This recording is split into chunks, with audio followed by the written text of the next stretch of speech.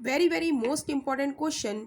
तो profit and loss के इस क्वेश्चन को हम यूनिटरी मेथड से सॉल्व करेंगे और इस क्वेश्चन से जस्ट अ सेकेंड आपका आंसर निकल आएगा और कोई भी फॉर्मूला हम यूज़ नहीं करेंगे इस तरीके के क्वेश्चन में। तो देखते हैं क्वेश्चन। 675 रुपये की कुर्सी को 8% की हानि पर बेचा जाता है, तो कुर्सी का विक्रय मूल्य निकालें। कह रहा है कि 675 रुपये की कुर्सी है, यानी कि उसकी कॉस्ट प्राइस क्या है 675 रुपये, यानी कि और सीपी हमारा क्या होता है, सीपी हमारा होता है 100%। और जो खरीदने वाली चीज़ होती है उसे हम क्या कहते हैं, सीपी, यानी कि कॉस्ट प्राइस। तो 100% की वैल्यू कितनी दी हुई है 675 रुपये। 100% की वैल्यू हमें दी है रुपीज़ में 675 रुपीज़। तो कह रहा है इसको 8% की हानि पर बेचा जाता है। तो हमारा फॉर्मूला है कि C P minus L is equal to S P. तो कह रहा है कि विक्रय मूल्य निकालें। तो फॉर्मूला हमारा क्या है, 100% की हमारी कोई चीज़ है, उसे हमें 8% की हानि हो रही है, माइनस का 8% करेंगे तो हमारा एस पी निकल के आ जाएगा 92%। राइट। तो विक्रय मूल्य निकालने के लिए 100% की वैल्यू हमें दी है इतनी, तो हम 92% की वैल्यू निकालेंगे। तो 92% की वैल्यू हमारी क्या हो जाएगी, 675 जो दिया है उससे हम डिवाइड कर देंगे 100 और 92% से हम क्या कर देंगे, मल्टीप्लाई कर देंगे। अब इसको हम काट लें क्योंकि ये मल्टीप्लाई बहुत बड़ी हो जाएगी। तो काटते हैं, 5 दूनी 10, 0, 5 एकम 5, 1 बचा, 5 तियाँ 15, 2 बचे, 2 बचे 25 हुए, 5 25, 5 चौक 20, 5 दूनी 10, 5 सत्ते 35, 4 से काट देंगे, 4 दूनी 8, 4 तियाँ 12। अब किसी से नहीं कट रहा है तो 27 और 23 की मल्टीप्लाई कर देंगे।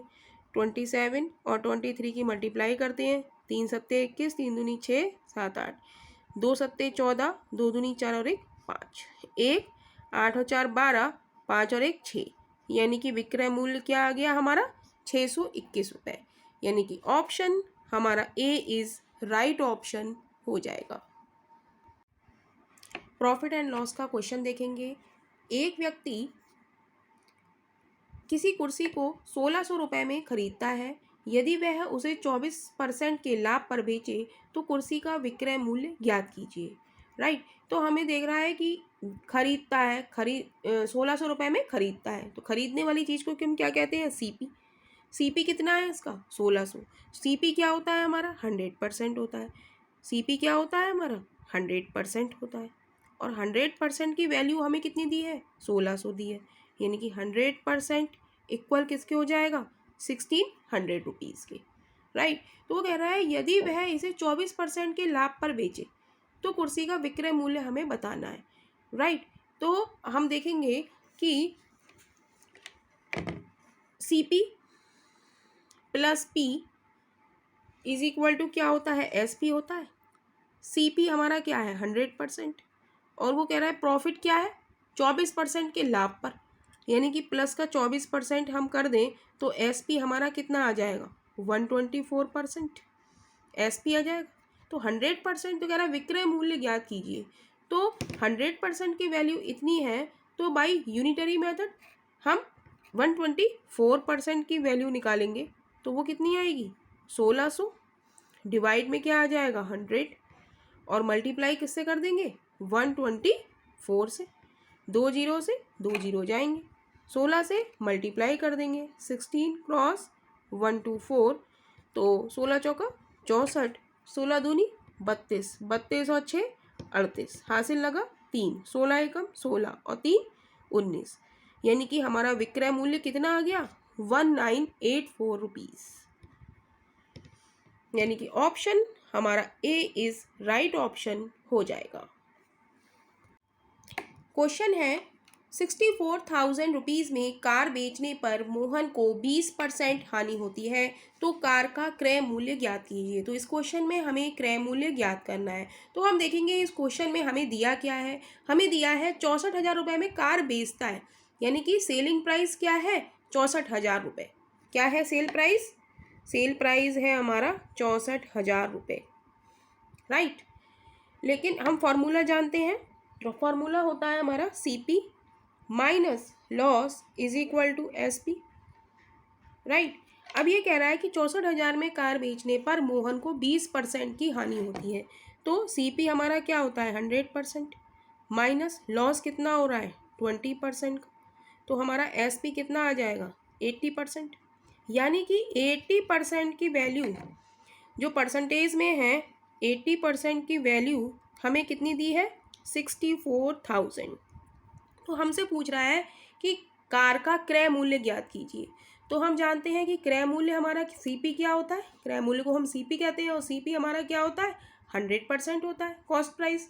तो कॉस्ट प्राइस तो 100% की वैल्यू हम निकाल लेंगे, 100% की वैल्यू निकालेंगे 64,000 बटे 80 क्रॉस 100, 0 से 0 जाएगा, 8 8 64, तो ये हो जाएगा हमारा 800 क्रॉस 100, यानी कि ये हो जाएगा हमारा 80,000 रुपये।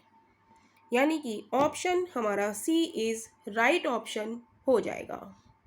क्वेश्चन है हमारा, किसी वस्तु को 46,000 रुपये में बेचा गया और 15% का लाभ कमाया गया, उस वस्तु का क्रय मूल्य बताइए।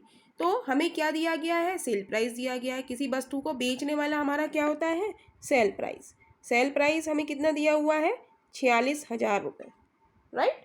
तो हम जानते हैं कि SP का फॉर्मूला हमारा क्या होता है, जब प्रॉफिट दिया है, यहाँ पे क्या दिया है लाभ दिया है, तो लाभ वाला फॉर्मूला हमारा क्या होता है CP plus profit is equal to SP। यानी कि CP हमारा क्या होता है 100% होता है, और प्रॉफिट हमें कितना दे रहा है 15% का। तो हमारा SP कितना हो गया परसेंटेज में 115%, राइट। तो 115% की वैल्यू हमें कितनी दी है 46,000 रुपये। 115% की वैल्यू हमें रुपीज़ में कितनी दी है 46,000 रुपये। तो हमसे कह रहा है कि वस्तु का क्रय मूल्य बताइए। हम जानते हैं कि क्रय मूल्य हमारा क्या होता है 100% होता है, तो 100% की वैल्यू हम निकालेंगे, तो ये हो जाएगा 46,000 बटे 115 गुणा 100, राइट। अब इसे काटेंगे, 5 से काटिए, 5 दूनी 10 और 1 बचा, 5 तियाँ 15, 5 दूनी 10, 0, 23 दूनी 46, 0 0 0। तो जब इसकी मल्टीप्लाई करेंगे हम तो क्या आएगा 1 2 3 4, 4 0 और 2 दूनी 4, यानी कि कितना आ गया 40,000 रुपये। यानी कि वस्तु का क्रय मूल्य हमारा क्या आ गया 40,000 रुपये। यानी कि ऑप्शन हमारा A। नेक्स्ट क्वेश्चन है हमारा, एक व्यक्ति किसी वस्तु को 3750 रुपये में 25% के लाभ पर बेचता है, तो वस्तु का क्रय मूल्य ज्ञात करो।